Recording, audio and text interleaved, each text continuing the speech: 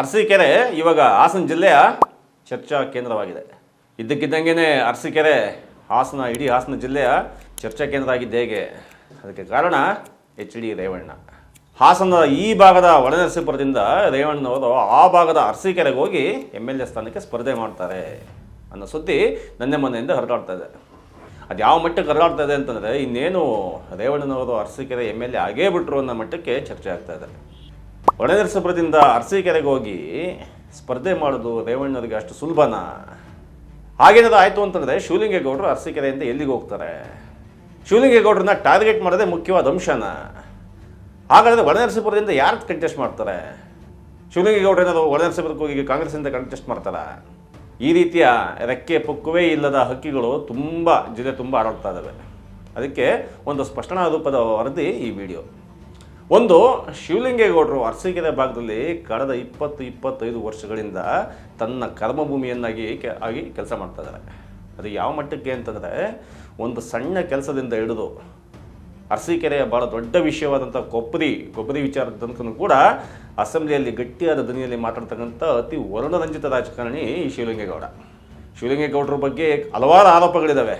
ಏನು ಆರೋಪಗಳು ಅಂತಂದರೆ, ಅವರು ಕಾಂಗ್ರೆಸ್ಸಿನ ಏಕೈಕ ಶಾಸಕರು, ಹಾಸನ ಜಿಲ್ಲೆಯಲ್ಲಿರ್ತಕ್ಕಂಥ ಕಾಂಗ್ರೆಸ್ನ ಏಕೈಕ ಶಾಸಕರು. ಈಗ ಕಾಂಗ್ರೆಸ್ ಗೌರ್ಮೆಂಟ್ ಇದೆ, ಆದರೂ ಕೂಡ ಹಾಸನ ಜಿಲ್ಲೆಗೆ ಬೇಕಾದಂಥ ಕಾಂಟ್ರಿಬ್ಯೂಷನ್ನ ಶಿವಲಿಂಗೇಗೌಡರು ಕೊಡ್ತಾ ಇಲ್ಲ. ಇದು ಅವ್ರ ಮೇಲೆ ಆರೋಪ. ಆ ಆರೋಪ ಸಿಂಪಲ್ ಆಗಿ ಹೇಳಬೇಕು ಅಂತಂದರೆ, ಈ ಆರೋಪ ಇದೆಯಲ್ಲ ಹಾಸನ ಜಿಲ್ಲೆಯ ಮಟ್ಟಿಗೆ ಇದು ಆರೋಪ. ಆದರೆ ಅರಸೀಕೆರೆಯ ಮಟ್ಟಿಗೆ ಅದು ಆರೋಪ ಅಲ್ಲ, ಅದು ಶಿವಲಿಂಗೇಗೌಡರ ಶಕ್ತಿ.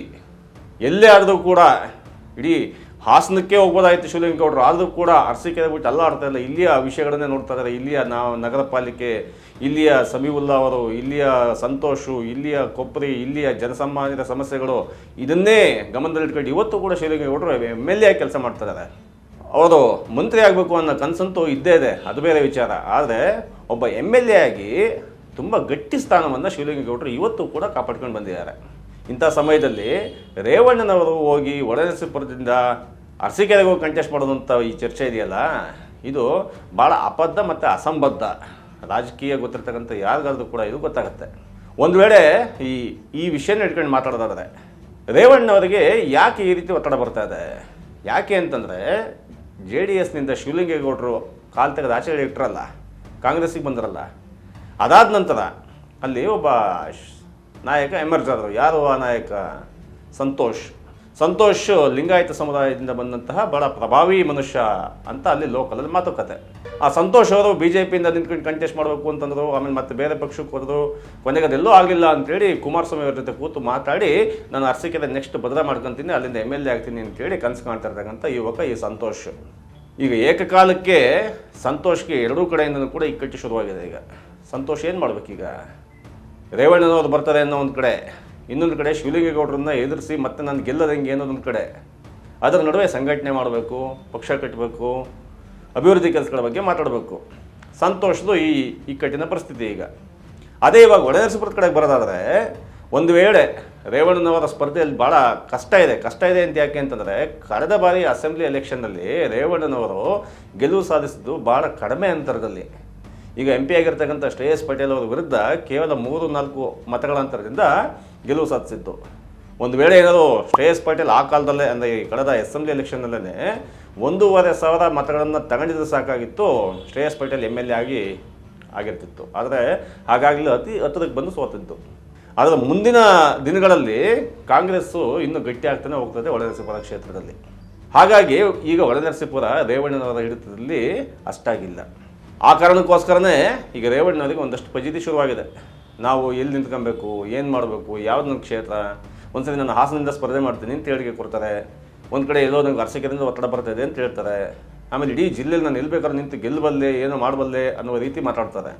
ಒಟ್ಟಾರೆಯಾಗಿ ಈ ಗೊಂದಲಮಯ ವಾತಾವರಣದಿಂದಾಗಿ ಲಾಭ ಆಗ್ತಾ ಇರೋದು ಯಾರಿಗೆ? ಈ ರೇವಣ್ಣ ಮತ್ತು ಅವರ ಬೆಂಬಲಿಗರಿಂದ ಆಗ್ತಿರ್ತಕ್ಕಂಥ ಈ ಗೊಂದಲ ಇದೆಯಲ್ಲ, ಇದರಿಂದ ಈ ಗೊಂದಲದಿಂದ ಶಿವಲಿಂಗೇಗೌಡರಿಗೆ ಯಾವ ರೀತಿ ಡ್ಯಾಮೇಜು ಕೂಡ ಆಗಲ್ಲ. ಅಲ್ಲಿಯೇ ಹೋಗಿ ಕ್ಷೇತ್ರವಾದ ಒಂದಷ್ಟು ಜನಗಳನ್ನು ಮಾತಾಡ್ಸೋದು ಸಾಕು, ಗೊತ್ತಾಗುತ್ತೆ ಶಿವಲಿಂಗೇಗೌಡರು ಎಷ್ಟು ಗಟ್ಟಿಯಾಗಿದ್ದಾರೆ ಈಗಲೂ ಅಲ್ಲಿ ಅಂತ. ಲಿಂಗಾಯತದ ಪ್ರಾಬಲ್ಯನೇ ಜಾಸ್ತಿ ಇರತಕ್ಕಂತಹ ಅರಸೀಕೆರೆಯಲ್ಲಿ ಶಿವಲಿಂಗೇಗೌಡ ಅನ್ನೋ ಒಕ್ಕಲಿಗ ಸತತವಾಗಿ 3-4 ಬಾರಿ ಗೆಲ್ತಾರೆ ಅನ್ನೋ ವಿಷಯ ಇದೆಯಲ್ಲ, ಅದು ಭಾಳ ದೊಡ್ಡ ವಿಷಯ ಜಾತಿಯ ಲೆಕ್ಕಾಚಾರದ ಈ ಚುನಾವಣೆಯಲ್ಲಿ. ಏನು ಜಾತಿ ಇಟ್ಕೊಂಡು ಮಾತಾಡ್ತಿದ್ದಾರೆ ಅಂತ ಹೇಳ್ಬೋದು. ಆದರೆ ಜಾತಿ ಇಲ್ದೇ ಯಾವ ಎಲೆಕ್ಷನ್ ಕೂಡ ನಡೆಯಲ್ಲ ಅನ್ನೋದು ಎಲ್ಲರಿಗೂ ಗೊತ್ತಿರ್ತಕ್ಕಂಥ ವಿಚಾರ. ಆದರೆ ಬಹುತೇಕ ಲಿಂಗಾಯತರಿಗೆ ಮೋದಿ ಬಗ್ಗೆ ಒಲವಿರೋದಂತೂ ಯಾರೂ ಕೂಡ ಕಡೆಗಣಿಸೋಕ್ಕಾಗಲ್ಲ.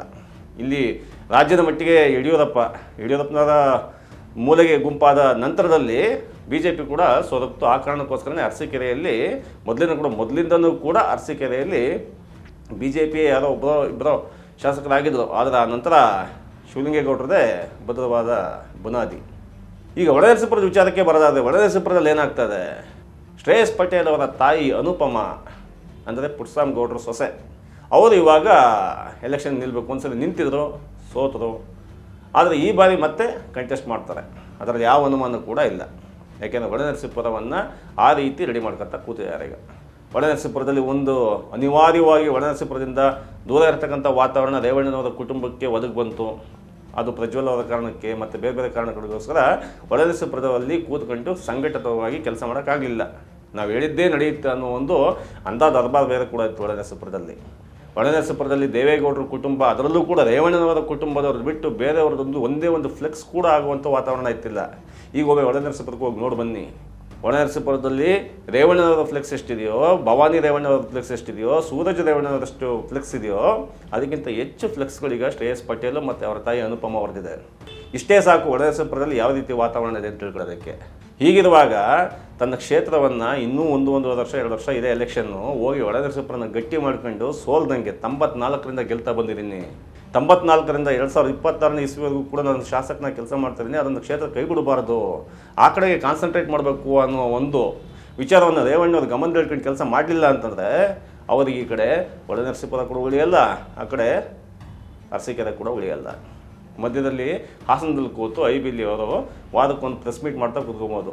ಯಾಕೆ ಅಂತಂದರೆ ಒಬ್ಬ ಹಿರಿಯ ರಾಜಕಾರಣಿ, ಮಾಜಿ ಮುಖ್ಯಮಂತ್ರಿಯ ಅಣ್ಣ, ಮಾಜಿ ಪ್ರಧಾನಮಂತ್ರಿಯ ಮಗ ಅನ್ನೋ ಕಾರಣಕ್ಕೋಸ್ಕರ ಪ್ರೆಸ್ ಮೀಟ್ ಮಾಡ್ಬೋದೇ ಹೊರತು ಬೇರೆ ಇನ್ಯಾವ ಅಧಿಕಾರವೂ ಕೂಡ ಅವರಿಗೆ ಸಿಕ್ಕಲ್ಲ. ಈ ಕಾರಣಕ್ಕೋಸ್ಕರ JDS ಈ ವಿಚಾರವನ್ನು ಗಂಭೀರವಾಗಿ ತಗೋಬೇಕಾಗತ್ತೆ. ರಾಜಕೀಯ ನಡೆಯಲ್ಲಿ ಭಾಳ ಸೂಕ್ಷ್ಮವಾದ ಕಾಲಘಟ್ಟ, ಎಲೆಕ್ಷನ್ ಇನ್ನೇನು ಹತ್ತಿರ ಬರ್ತದೆ. ಎಲ್ಲ ಚಾಲಕನಿಂದ ಎಲ್ಲ ಸಂಘಟಿತವಾಗಿ ಕೆಲಸ ಮಾಡ್ತಾ ಇರ್ತಕ್ಕಂಥ ಸಮಯದಲ್ಲಿ ಈ ಥರ ಗೊಂದಲಗಳಿದೆಯಲ್ಲ, ಈ ಗೊಂದಲಗಳು ಯಾರಿಗೂ ಡ್ಯಾಮೇಜ್ ಮಾಡಲ್ಲ, ಮಾಡೋದು JDS ಪಕ್ಷಕ್ಕೆ ಮಾತ್ರ. ಕಾಂಗ್ರೆಸ್ಗೆ ತನ್ನದೇ ಆದ ಶಕ್ತಿ ಇದೆ, ಇನ್ನು BJP ಅದರ ಪಾಡಿಗೆ ಅದೆಲ್ಲ ಕೆಲಸ ಮಾಡ್ಕೊಂಡಿದೆ. ಆದರೆ JDS ಮಾತ್ರ ಎಷ್ಟು ಶಕ್ತವಾಗಿ ಸಂಘಟಿತವಾಗಿ ಕೆಲಸ ಮಾಡುತ್ತೆ ಅನ್ನೋದು, ಹಾಸನದಲ್ಲಿ ಎಷ್ಟು ಮಟ್ಟಿಗೆ ನಿಲ್ಲುತ್ತೆ ಅನ್ನೋದ್ರ ಮೇಲೇ ಇಡೀ ರಾಜ್ಯದಲ್ಲಿ JDS ಎಲ್ಲಿ ನಿಲ್ಲುತ್ತೆ ಅಂತ ಗೊತ್ತಾಗತ್ತೆ. ಆ ಕಾರಣಕ್ಕೋಸ್ಕರ ಕುಮಾರಸ್ವಾಮಿಯವರು ಈ ವಿಚಾರದಲ್ಲಿ ಹೆಚ್ಚು ಗಮನ ವಹಿಸಬೇಕಾಗತ್ತೆ. ಆದರೆ ಕುಮಾರಸ್ವಾಮಿಯವ್ರ ಮಾತನ್ನ ರೇವಣ್ಣವರು ಕೇಳ್ತಾರ? ಇದುವರೆಗೂ ಅಂತೂ ಕೇಳಿಲ್ಲ. ಇದುವರೆಗೂ ಅವರು CM ಆಗಿದ್ದಾಗಲೇ ಕೇಳಿಲ್ಲ. ಇನ್ನು ಅವರು ಕೇಂದ್ರದ ಸಚಿವರಾಗಿದ್ದಾರೆ, ಮೋದಿ ಪಕ್ಕ ಕೂತಿದ್ದಾರೆ. ಈಗಲಾದರೂ ಕೂಡ ಕರ್ನಾಟಕದಲ್ಲಿ ಕುಮಾರಸ್ವಾಮಿ JDSನ ಗಟ್ಟಿ ಮಾಡ್ಕೊಂಡ್ರೆ ಮಾತ್ರ ಮೋದಿಯ NDA ಸರ್ಕಾರದಲ್ಲಿ ಒಂದಷ್ಟು ಜಾಗ ಸಿಗುತ್ತೆ. ಆ JDS ಗಟ್ಟಿ ಆಗೋದು ಹೆಂಗೆ? ಹಾಸನದಲ್ಲಿ JDS ಗಟ್ಟಿ ಆಗಬೇಕು.